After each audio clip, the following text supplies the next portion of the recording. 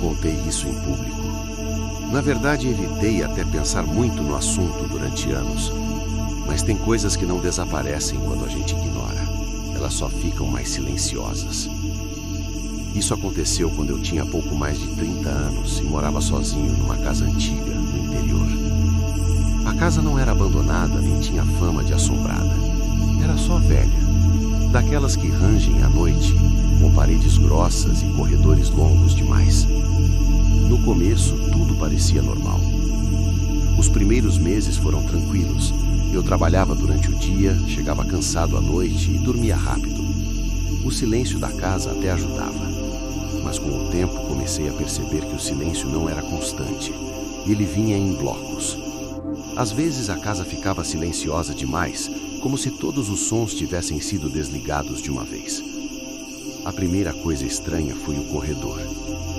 Eu acordava no meio da noite com a sensação de que alguém tinha passado por ele. Não era barulho claro, era mais uma impressão. Como quando você sente alguém passando atrás de você mesmo sem ver. Ignorei. Depois começaram os passos. Não eram corridas, não eram batidas. Eram passos normais, lentos, um depois do outro, sempre no mesmo horário, entre 3 e 3:30 da manhã. Na primeira vez, levantei achando que alguém tinha entrado na casa. Conferi portas, janelas, quintal, tudo trancado. Nenhum sinal de invasão.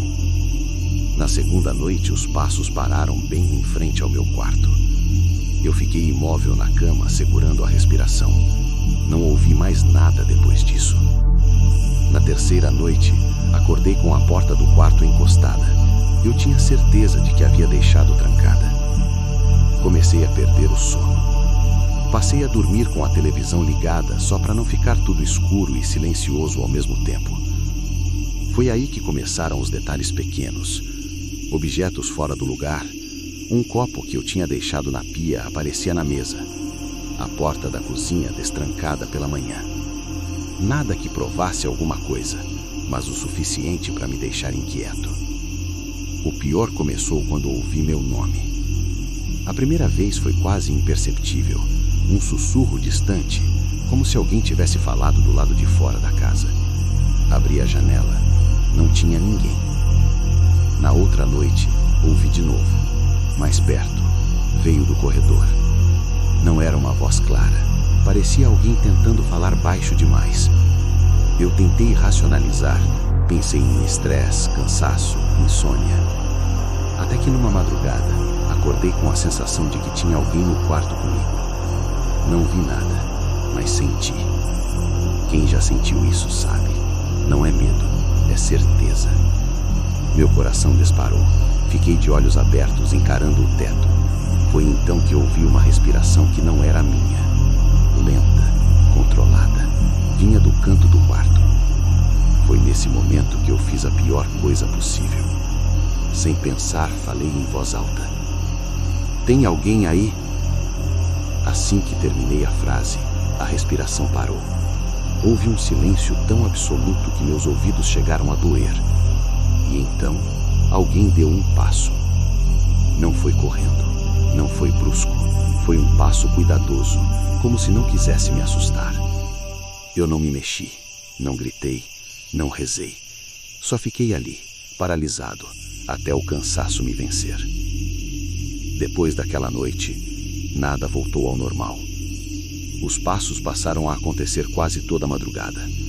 O relógio da sala começou a parar sempre no mesmo horário, 3:17.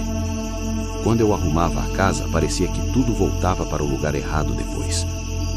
Uma madrugada, acordei e vi que a luz do banheiro estava acesa. Eu tinha apagado. Fui até lá, desliguei e voltei para o quarto. Quando deitei, ouvi claramente uma voz atrás de mim dizer, bem baixo: "Você me escutou." Eu pulei da cama e acendi a luz. Não tinha ninguém.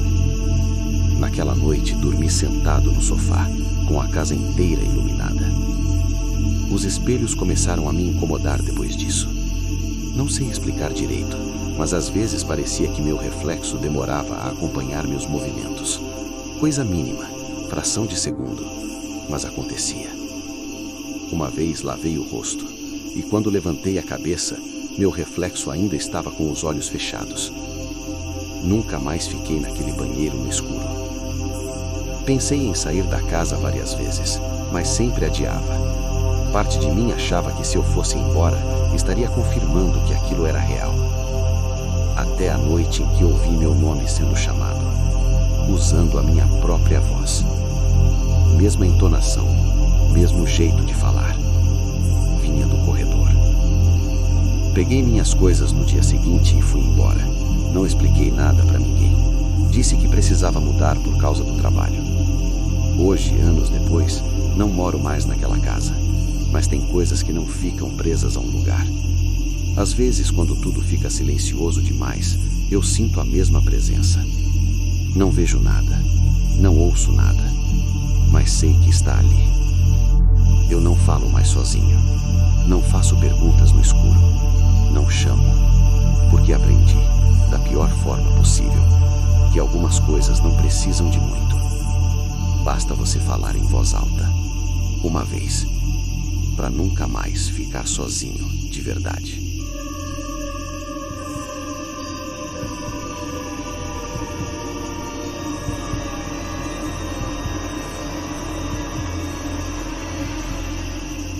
Depois que tudo veio à tona, nada voltou a ser simples.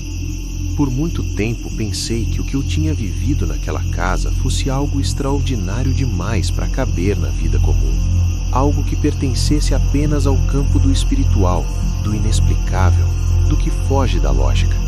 Mas o tempo faz isso com a gente. Ele tira o espetáculo das lembranças e deixa apenas o que importa. E o que ficou foi humano. A imagem daquela casa nunca mais saiu da minha mente. Não a fachada bonita, nem os móveis caros, nem o bairro silencioso.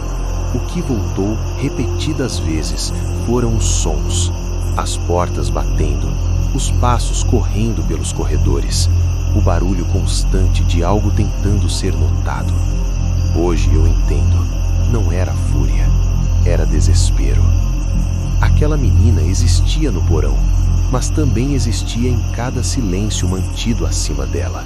Existia em cada visita recebida sem que ninguém descesse as escadas, em cada escolha feita para preservar uma imagem, em cada vez que alguém decidiu que era melhor não ver. O porão não era apenas um lugar escondido, era uma decisão repetida todos os dias. A casa reagia porque a verdade não suporta ficar enterrada para sempre. As paredes absorveram o que foi negado. Os corredores guardaram passos que nunca puderam ser dados.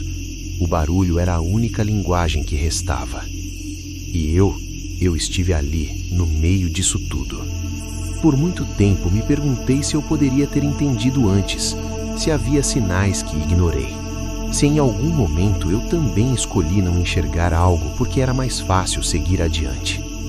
Essa pergunta dói porque não tem resposta simples. Aquela voz que falou comigo naquela noite não me persegue como ameaça. Ela não volta em sonhos, nem em pesadelos. Ela surge nos momentos mais comuns. Quando vejo alguém sendo silenciado, quando percebo injustiças tratadas como inconvenientes, quando noto o quanto a aparência ainda vale mais do que a dignidade. Ela surge como espelho. Porque a pergunta nunca foi apenas espiritual, nunca foi apenas sobre poder ou confronto. Ela era e continua sendo sobre identidade. Quem você é quando ninguém está olhando? Quem você é quando manter a imagem exige sacrificar alguém? Quem você é quando o porão existe e você sabe? Algumas casas precisam queimar para revelar o que foi escondido. Algumas histórias precisam ser contadas para que o silêncio não vença. E algumas perguntas não pedem resposta imediata. Pedem mudança. Pedem coragem para olhar para baixo. Pedem humanidade. E no fim, tudo se resume à mesma pergunta que atravessou aquela casa, aquela noite e atravessa a gente até hoje. Quem é você?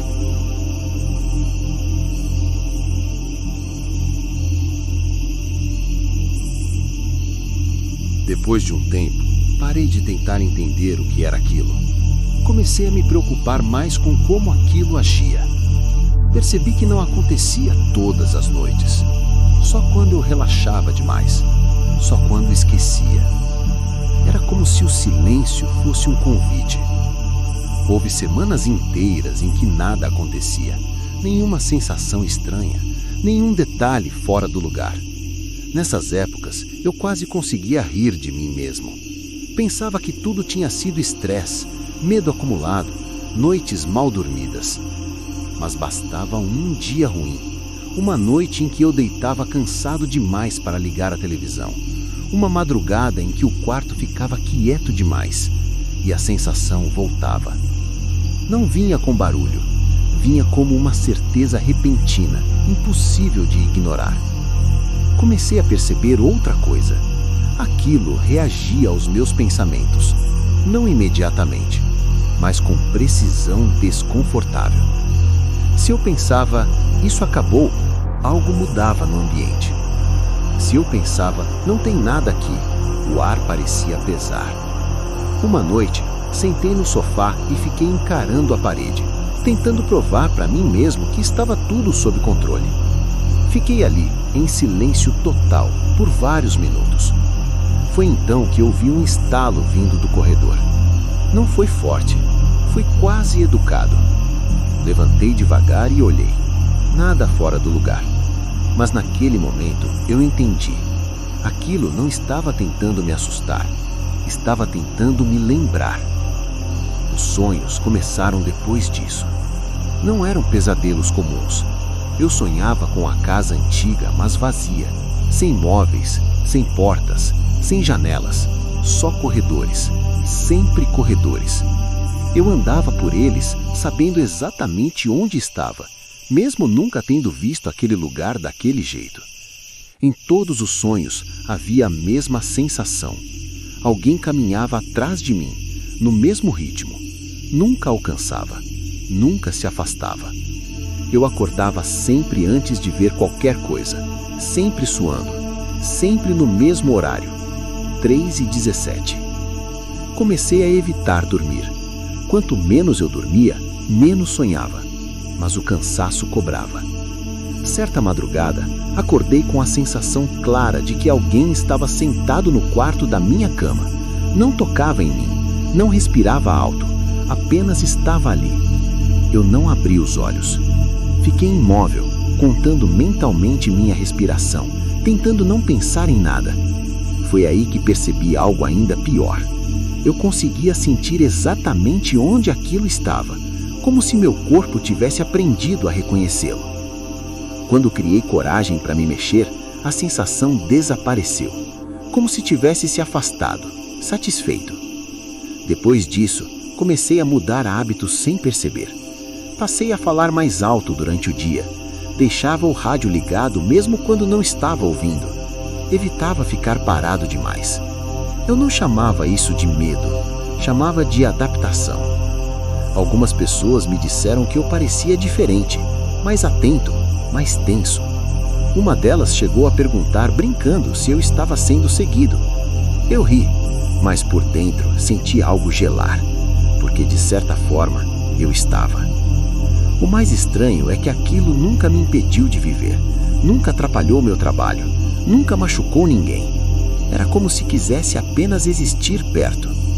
Uma noite, depois de um dia particularmente cansativo, sentei na cama e falei sozinho, não em voz alta, mas mexendo os lábios, que estava exausto demais para lidar com aquilo. O quarto ficou pesado. Não ouvi voz, não houve barulho, mas senti com clareza absoluta que aquela frase tinha sido ouvida. Desde então, passei a escolher as palavras até dentro da minha cabeça. Hoje, olhando para trás, entendo que a pior parte não foi a casa antiga, nem os passos, nem as vozes. Foi perceber que aquilo não precisava mais se anunciar. O ele sabe quando eu percebo, e sabe quando eu finjo que não percebo. Às vezes, no meio do dia, sinto a mesma presença por alguns segundos, não no ambiente, em mim. Como se algo estivesse muito atento ao que eu faço, ao que eu penso, ao que eu quase digo. Eu não sei se isso tem intenção. Não sei se é curiosidade ou se é consequência. Só sei que desde aquela noite em que fiz a pergunta errada no escuro, eu deixei de ser completamente sozinho. Não porque algo passou a andar comigo, mas porque algo passou a me escutar. E quando a noite cai e tudo fica silencioso demais, eu ainda sinto a mesma coisa de anos atrás.